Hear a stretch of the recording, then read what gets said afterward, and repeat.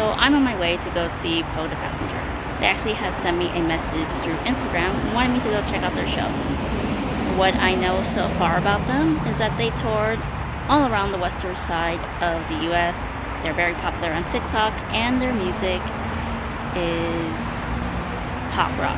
What I find really interesting about this band is their use of electronic elements in their songs like Black Widow and Hologram. Kind of gives it more of a robotic feel in a new metal type way with a little bit dash of like a hip-hop vibe. Although listening to their songs, it's interesting and different to what I typically listen to when it comes to pop punk artists. But I thought their show was really fun. I think their vocalist Jeff has a really strong singing voice. I love the guitar riffs and the drum beats. That really got me to vibe more with their music, getting me to dance and headbang to their songs. And I like how they were able to engage with their audience despite it being such a small crowd. Now, since I was able to vibe with their music, I actually got a chance to interview them after their performance. Typically when I do these interviews, I try to do a little bit of a deep dive, getting to know the band, ask some really interesting and odd questions, besides asking the basic questions that every interviewer would ask. But since I do consider myself more of a freelance vlogger, interviewer who has a stutter, I don't have a problem asking such basic questions for a band that not many people know. Although I do want to say one thing behind the band's name, Poe The Passenger. They have inspired me to want to reread Edgar Allan Poe. Now, I haven't read Edgar Allan Poe's poems or short stories since I was 14 years old. That being said, I hope you guys will enjoy this video and interview with Poe The Passenger. And as always, see you in the next video.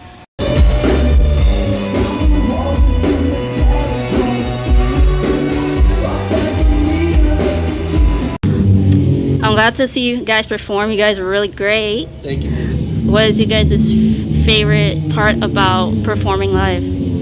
Favorite part for me performing live is like turning around and seeing Trent fucking rock the house down. That like really revitalizes me and gives me so much energy, and then I start jumping around like a maniac.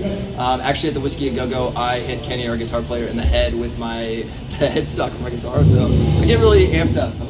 Yeah, a lot of it has to do with like the brotherhood that we built over these years, and like putting in all this work to play on stage and then just look over and see my friends like having the time of their lives, and it's really infectious, and like Jeff said, it makes me have a really great time, and I love it. I know Kenny is like, he shies away from me because he doesn't want to get hit in the head again. So. Where'd you guys' name for the band came from? Poe The Passenger is actually a literary reference from Edgar Allan Poe. That's what I kind of figured. His literary short stories that goes something to the effect of, my brain is like foggy so I can't quite remember, but I went as a passenger having no other inducement, and then a nervous restlessness which haunted me as a fiend. And the reason that was so important was my dad passed away when I was really little, and he was secretly a poet, and he really loved Edgar Allan Poe, and he would like stuff his poetry inside the Edgar Allan Poe books. And one day I found it. I brought it to Trent's attention when we were starting the band, and I said, hey, what do you think about this name? And he said, fuck no. I'm just kidding. He said, fuck yeah. And we ran with it, and now we're building our own lore. Nice. I love it. So have you guys ever thought about like mixing either maybe industrial or dark wave? Yeah, 100%. We include a lot of like industrial samples in our sound. We also pull a lot from the new metal genre. You know, I'm like kind of a pop vocalist, so we have a pop sheen to our music, but there's definitely a lot of that like new metal, post-hardcore instrumentation underneath. So if you listen closely with a close ear, you'll hear a lot of that. We do a lot of like trap hats and like hip hop beats sometimes in our verses, which really challenges me as a vocalist.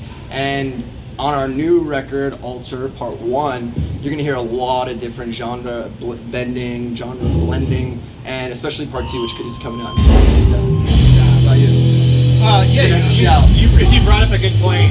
I've been wanting to like incorporate more Baroque era elements into our music, and if you heard our intro, it was like a very Baroque era like violin section, and so I think I want to do some more of that without it being cheesy, but it's definitely a thought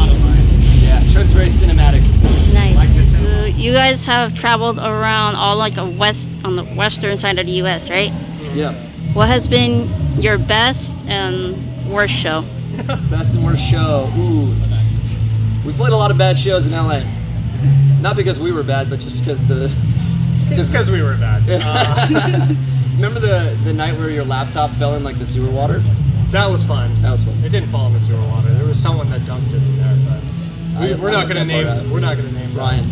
Yeah, I think it was kind of tough. I think in Santa Cruz we played on this stage that like there were certain parts of the stage you couldn't step on because it was it was gonna cave in like for sure. Yeah. So we're like trying to dance around the stage and do our thing and also like not break our necks and fall through the stage. So And I'm pretty sure there was like a pillar right in front of the stage. Yeah. So like I had to like peek around and be like, hey, we're Poe The Passenger. Yeah, best shows. I mean, we played the Roxy about a year or two ago, and that was a big moment for us. That was really fun. Just playing on a bigger stage, bigger audience. The crew was wonderful, so that was for me my favorite show. Hey, Phoenix, man, the energy in Phoenix is like pretty unreal. They love rock music in there now. Yeah. He was from there, or not from there, but he went to school there, so it was like a cool coming home thing. Yeah, it was great. Yeah, the fans were really cool. We like hung out and played pool with them afterwards. Oh yeah, that was rad nice. It was a good time. Okay, so can you tell me a little bit more about your album, like how the thought process and creativity goes along with making your album? Yeah, I mean, Trent and I grew up a lot on the same music, and some of our favorite bands have done concept albums, and so we challenged ourselves to do a concept album. The Altar is actually like a place that we invented, and there's a bunch of lore behind it. This is going to be part 1 of 2. We're going to be dropping the second part in 2027, but we really dove deep, we got honest, we got raw about the issues that we're struggling with internally and externally with the world that we live in, and we created a fictional place. And Trent kind of manifested this idea, and I jumped on board, and we wrote songs kind of within that world, characters that live within that world. And if I could say my favorite song off the record, it's a song called Itch, which is the breakout song at the beginning of the album. It's just got this incredible infectious energy to it. It's got punk rock roots. I grew up on Rise Against, and we really brought in some of our favorite bands and the nostalgia of those. But wait, you can. She asked about the album. You went down such a. I went down. I was like, where did we start? That's about the album. Yeah, I think you said a lot of it. Concept album, going to be a part 2. Yeah, I don't know if we'll ever like really talk about the story. I think we want the audience and fans and followers and supporters to kind of piece it together. There is a solid story. Maybe we'll make like a comic out of it one day, like Coheed and Cambria. Or You guys do something should. fun with it. But you know, we love 21 Pilots, and a lot of their albums are like concept-y, but they really leave a lot open for interpretation, and so we kind of like that as well. And so that's kind of what we're going for with these 2 albums. Nice. I think you guys should do a comic. Those are always fun. Yeah, Mavis, Yeah. since you're already in the outfit, it's going to be you. Your main character. At the front of the comic. Yes. Thank you so much. You're Really welcome. appreciate it. Yeah.